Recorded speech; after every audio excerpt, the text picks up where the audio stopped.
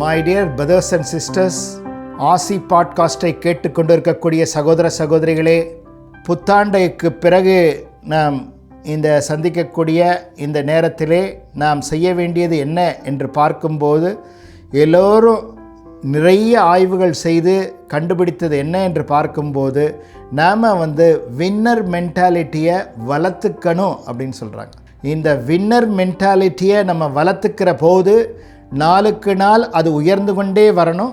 அப்படி வளருகின்ற போது அவர்களுடைய வளர்ச்சியை யாராலும் தடுக்க முடியாது. அவர்களுடைய வளர்ச்சி என்பது சர்வ நிச்சயம் என்று நிறைய ஆய்வுகளுக்கு பிறகு மனோதத்துவ நிபுணர்கள் கண்டுபிடித்திருக்கின்றார்கள். ஆசி பாட்காஸ்ட் by MS ரவிசங்கர் ராஜா.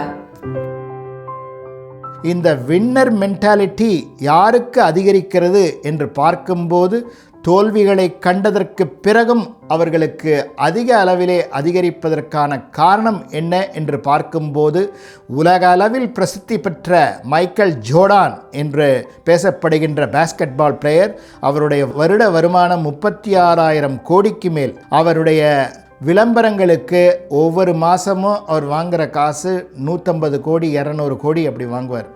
ஆடுறது இல்லாமல், மைதானத்தில் ஆடுறது இல்லாமல், இன்னும் அவருக்கு 70 வயசு ஆகுது. ஏகப்பட்ட ரசிகர்கள் உலகம் முழுவதும் இருக்காங்க. அவர் ஒரு பேட்டியில் சொல்லும்போது சொல்கிறாரு, நான் எத்தனை வாய்ப்பை ஷாட் போடும்போது அதை பாஸ்கெட் பால் ஷூட் பண்ணுறதுன்னு சொல்லுவாங்க. அந்த ஷாட் அந்த நெட்டுக்குள்ளே போடாமல் மிஸ் பண்ணியிருக்கேன் அப்படின்னு சொன்னால் 9,000 தடவைகள். இப்போ அவரை சக்ஸஸ்ஃபுல்னு நம்ம பர்சனாக நம்ம பார்க்குறோம். அவர் விளையாட்டுலேயும் சரி, அவருடைய தனிப்பட்ட வாழ்க்கையிலையும் சரி, அவர் செய்யக்கூடிய தொண்டு நிறையா செய்கிறார், அதுலேயும் சரி, எல்லாவற்றிலும் அவர் என்ன சொல்கிறாரு, 9,000 தடவை மிஸ் ஆகிருக்கு. அந்த பாலை கரெக்டாக போடாமல் மிஸ் பண்ணியிருக்கேன். 300 மேட்ச்சு நான் ஜெயிச்சு கொடுத்துருக்க வேண்டியது, ஆனால் அந்த இதை நான் தோல்விக்கு காரணமாக இருந்துட்டேன்னு சொல்கிறாரு. அவர் என்ன சொல்கிறாரு, என்னை அதிகமாக எல்லோரும் சக்ஸஸ்ஃபுல் பர்சன்னு நினைக்கிறாங்கல்ல, அதுக்கு காரணம் என்ன என்று பார்க்கும்போது, அடித்தளத்திலே என்ன காரணம் என்று பார்த்தோன்னா இந்த தோல்விகள் தான் காரணம் அப்படின்னு சொல்கிறார். நான் மேம்போக்காக எனக்கு வெற்றி கிடைக்கல, மிகுந்த முயற்சிக்கு பிறகு நிறைய பகீரத பிரயத்தனம் எடுத்தபோது தோல்விகள் வருகிறது. இதற்கு மூல காரணம் என்ன என்று பார்த்து ஃபைன் டியூனிங் பண்ணியிருக்கார். அவர் ஸ்கில்ஸ், அவருக்கு ஏற்கனவே இருந்த ஸ்கில் இருந்தது. அந்த ஸ்கில்லை அதை நிறைய ஃபைன் டியூனிங் பண்ணி நிறைய ஹை லெவலுக்கு போயிட்டார். அப்போ மற்றவங்க அவர் என்ன சொல்கிறாங்க, அப்படி புகழ்கிறாங்க அப்படின்னு பார்க்கும்போது, அவர் கையில் பால் வந்துருச்சுன்னு சொன்னால் வேடிக்கை தான் பார்க்க முடியும். அவர் பாடி ஏரில் போகும், அப்படியே ஷூட் பண்ணிட்டு போவார்ன்றாங்க. அதுக்கு அவர் தயார் பண்ணிக்கிறதுக்கு 9,000 தடவை வாய்ப்புகளை இழந்தபோது அவர்கிட்ட அலட்சிய போக்கு இல்லை. எதனால் இது நடந்துச்சு அப்படின்னு ஒவ்வொரு நாளும் சீர்தூக்கி பார்த்ததன் விளைவாக மற்றவர்களிடத்திலிருந்து தனித்தன்மை அவரிடத்திலிருந்து வெளிப்பட்டது.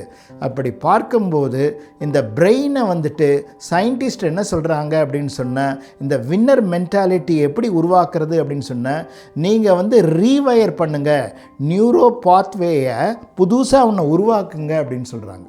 அது உங்களுக்கு உருவாக்க தெரியும் முடியும்.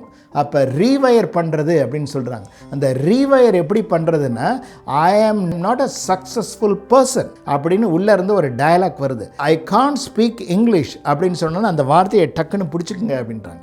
அப்படி பிடிச்சிட்டு யார் சொல்கிறது, இதை எதனால் இந்த வார்த்தையை நீ பிரயோகப்படுத்துகிற அப்படின்னு பிடிச்சி நிறுத்தி நீங்கள் விசாரிங்க.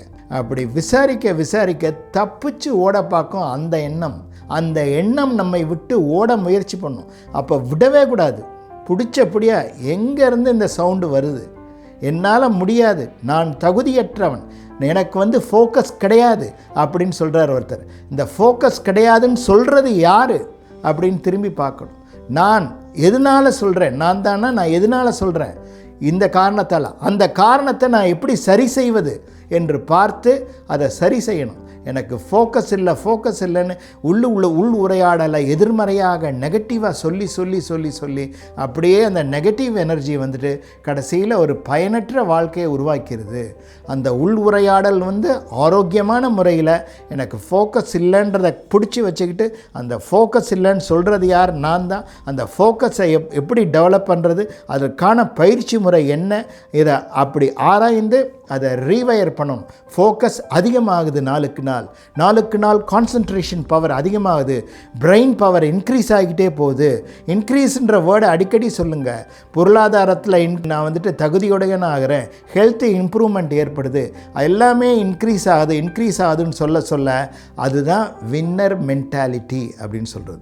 அந்த வின்னர் மென்டாலிட்டி நமக்கு யார் ஒருவருக்கு வருதோ அவர் எழுத படிக்க தெரியாதவராக இருக்கலாம், ஆனால் அவருக்கு மற்றவர்களுக்கு சாத்தியம் இல்லை என்று சொல்வது அவருக்கு சாத்தியமாகிவிடும்.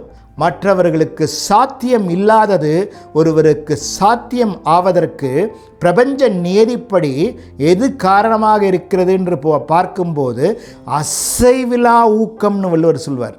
அந்த அன்ஷேக்கபிள் பிலீஃப் வந்துடணும்.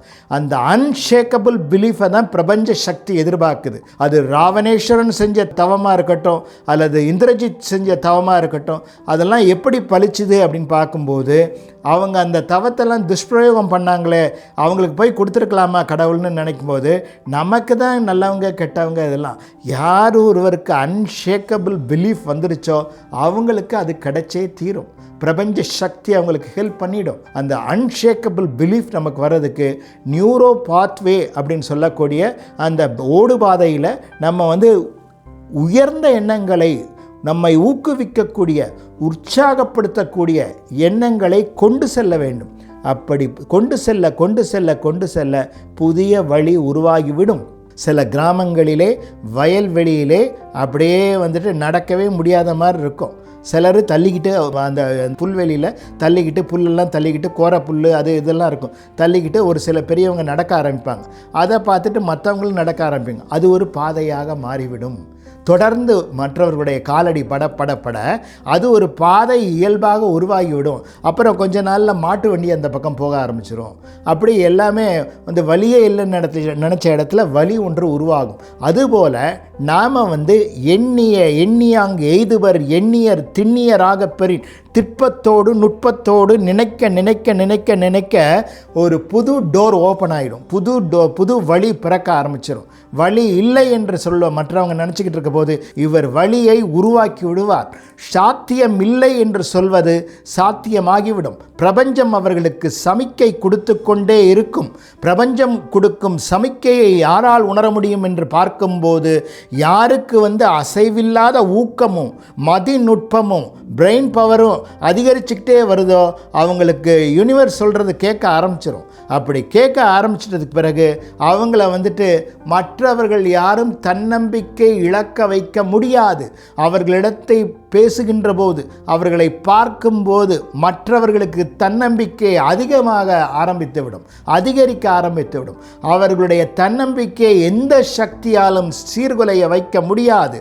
அதனால நாம் இந்த புத்தாண்டில் நம்ம ஜெயிக்கணும், வெற்றி பெறணும் அப்படின்னு சொன்னால் நம்ம என்ன செய்யணும் அப்படின்றத பார்க்கும்போது நவீன விஞ்ஞானம் சொல்லியதையும் வள்ளுவ பெருந்தகை இன்னும் நம்முடைய ஞான நூல்கள் சொல்லியதையும் ஒப்பிட்டு பார்த்து நம்ம இடத்திலே நாம் எப்படி தகுதியை வளர்த்து கொள்வது என்பதை தொடர்ந்து அதை பற்றி சிந்தித்து அதற்கு பிறகு அதற்காக நாம் வெற்றி பெறுவோம் என்ற உள் உரையாடலை தொடர்ந்து செய்து வாழ்விலே வெற்றி பெறுவதற்காக வெறும் பேச்சோடு இல்லாமல் அந்த பிளானை எப்படி கொண்டு வர்றது, அந்த பிளானை எப்படி எக்ஸிக்யூட் பண்ணுறது அப்படின்னு பார்த்து பிளானை கொண்டு வந்து ஒன்ஸ் ஒரு இதை சக்ஸஸ் பண்ணதுக்கு பிறகு அதுக்கப்புறம் எல்லாமே ஈஸியாக தெரியும். அதுக்கப்புறம் எல்லாம் எஃபர்ட்லெஸ்ஸாக நடக்கும்.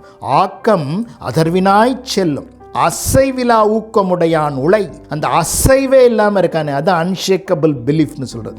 அந்த அசைவே இல்லாமல் இருக்கானே, இன்பம் துன்பம் அவன் வாழ்க்கையில் எல்லாமே வரும். நண்பர்கள் பகைவர்கள் எல்லாம் வருவாங்க, யாரும் ஒன்றும் பண்ண முடியாது.